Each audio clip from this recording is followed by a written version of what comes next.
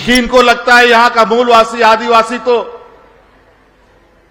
सब बोका लोग हैं, ये राज क्या चलाएगा। पहले भी इन लोगों ने ऐसे ही ताना कसा था जब आदरणीय दिसोम गुरु जी ने इस बात को कहा कि इस राज को अलग करके ही हम अपना दम लेंगे, तो ये विपक्ष बोलता था ये मझिया लोग राज लेगा, ये लोग तो हड़िया पी के पेड़ के नीचे पड़ा रहेगा। आज वही दिसोम गुरु का देन है, आदरणीय शिबू सोरेन जी का देन है कि ये अलग राज हमें मिला।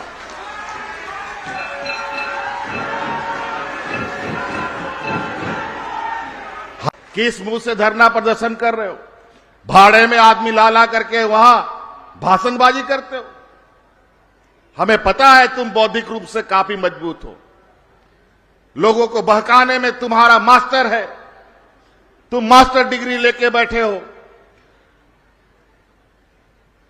लोगों को लड़वाने का तुम्हारे पास मजबूत फार्मूला है, सामाजिक तनाव बनाने का तुम्हारे पास मजबूत प्लान बना रहता है, लोगों के बीच में द्वेष फैलाने का तुम्हारे पास अनेकों हथकंडे हैं। आज किस मुंह से धरना प्रदर्शन कर रहे हैं? और अजीब हालत है। इस राज को तो राज बनने के बाद से ही कुछ गिरोह इस तरीके से सक्रिय हो गया है कि इनको लगता है यहां का मूलवासी आदिवासी तो सब बोका लोग हैं, ये राज क्या चलाएगा।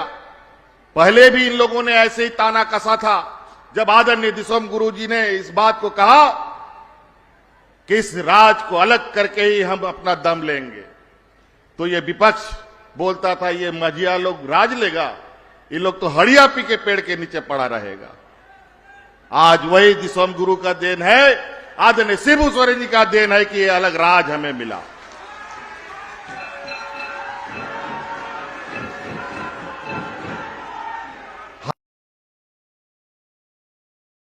हमें क्या पता था कि राज मिल जाएगा, लगा कि राज मिल जाने के बाद यहां का मूलवासी आदिवासियों का विकास होगा। राजनीतिक समझ में नहीं आया लोगों को, लेकिन हमारे विरोधी काफी चतुराई के साथ अपना विधायक की संख्या बढ़ाकर इस राज ने 20 साल तक राज किया और 20 साल तक इस राज को खोखला बना के रख दिया। और हमेशा ये लोगों ने तंज कसना शुरू किया कि यहां का आदिवासी, यहां का मूलवासी झारखंड चला नहीं सकता, सरकार नहीं चला सकता। और आज 3 साल के ये सरकार के कार्यकाल में झारखंड नहीं, झारखंड का नाम पूरे देश में लिया जाता है, चाहे वो कोरोना का लड़ाई हो, चाहे आज ग्रामीण क्षेत्र के विकास की बात हो।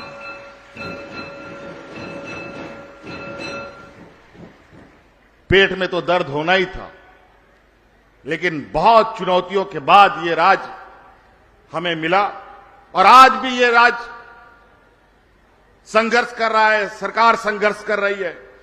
अनेक चुनौतियों का चौतरफा हमला इन लोगों ने भेड़ियों की तरह कर रखा है। अपने संवैधानिक संस्थाओं का दुरुपयोग लगातार जारी है।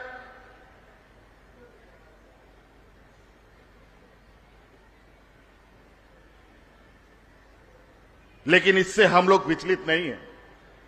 इतने षड्यंत्र के बावजूद आज आपके सामने हम खड़े हैं। इनका बस चले तो इन लोग बोरा में भर करके लेके भाग गए हमको, लेकिन इतना आसान नहीं है।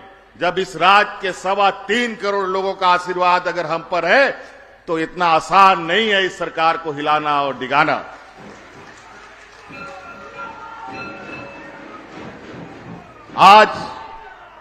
आज आपके आशीर्वाद से इस राज्य में जो काम हो रहे हैं, ये राज्य देश का पहला कई योजनाओं में ऐसा शुमार हुआ है जो आज देश में इसकी तारीफ हो रही है। कभी आप लोगों ने सुना है और कभी आप लोगों ने सोचा था कि हमारा यहां का आदिवासी, दलित, पिछड़ा, अल्पसंख्यक का बेटा विदेश में हम पढ़ा सकते? कभी कोई नहीं सोच पाया। यह परिकल्पना ही दूर हो गया था कि यहां का आदिवासी, दलित, पिछड़ा, अल्पसंख्यक बाहर में हम अपना बाल बच्चों को उच्च शिक्षा प्रदान करा पाएंगे। लेकिन सरकार ने यह कानून बनाया कि अब यहां का आदिवासी दलित पिछड़ों का बच्चा विदेश में पढ़ेगा और उसका पूरा खर्चा सरकार उठाएगी।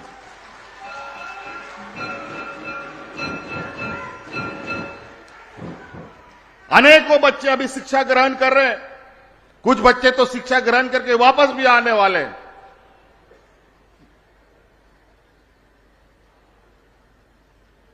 आज इस राज्य की गरीबी इतनी है, मुझे ये बात बताने का जरूरत नहीं है। ये वैसे भी देश का सबसे पिछड़े राज्यों में से ये राज्य आता है। हमारे राज्य में खनिज संपदा है, लोहा है, अब्रक है, सोना है, चांदी, अनेकों तरह की खनिज संपदा है, लेकिन यहां पर लोगों को पूर्व में भूखा मरने पर मजबूर कर दिया। आप लोगों ने सुना ही है कि डबल इंजन की सरकार में लोग राशन कार्ड में हाथ में ले लेकर के भाग भाग करके लोग भूखा मरा। लेकिन क्या ऐसा दिन आ गया कि कोरोना जैसा विपत्ति में भी, जब हाट बाजार दुकान सब बंद था, जब मजदूरों को हम ढो ढो करके ला रहे थे और घरों में बंद कर दिए थे, किसी को भूखा नहीं मरने दिए।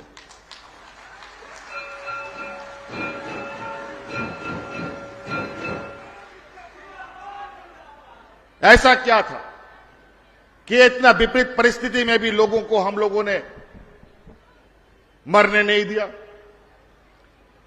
हम लोग गरीबों के लिए तो सदियों से हर बार चुनौती रहा है, हर वक्त चुनौती रहता है। सरकार बना, कोरोना महामारी हमारे राज्य में आया, 2 साल घर बैठे रहे, कोई काम धाम नहीं, सारा देश में फैक्ट्री बंद हो गया, मजदूरों को धक्के मार मार के निकाल दिया गया।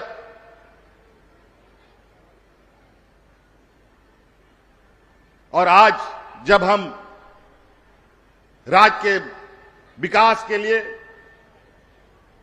काम में लगे तो सुखाड़ का स्थिति सर पे आके नाचने लग गया।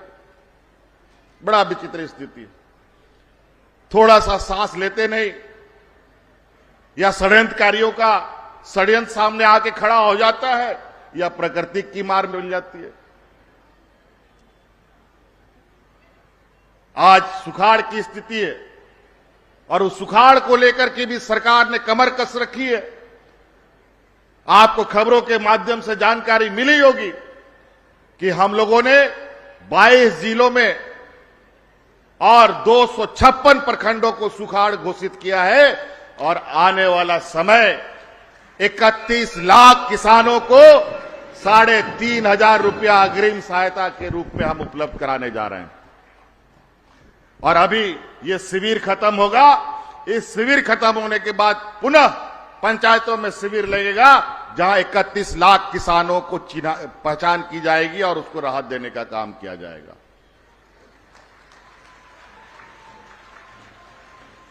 तो कई ऐसी चीजें हैं जो आज हम कर रहे हैं। आज बूढ़ा बुजुर्ग को पेंशन दे रहे हैं। यह भारत का पहला ये राज्य है जो सर्वजन पेंशन दे रहा है। कोई भी बुजुर्ग नहीं बचता है, कोई भी विधवा महिला नहीं बचती, सबको पेंशन देने का कानून बना है। कोई राज्य में सबको पेंशन देने का कानून नहीं है।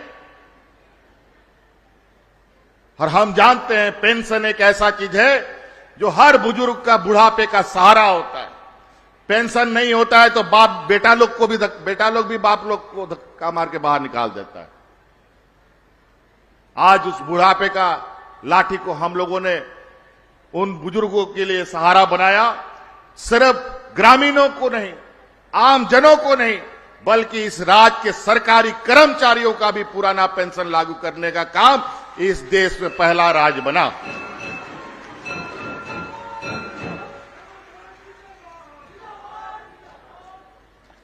पहले बड़ा आश्चर्य होता है, पहले हम लोगों का बतौर विधायक घेराव होता था, धरना प्रदर्शन होता था और अपनी मांगों को लेकर कर्मचारी सड़कों पर उतर जाते।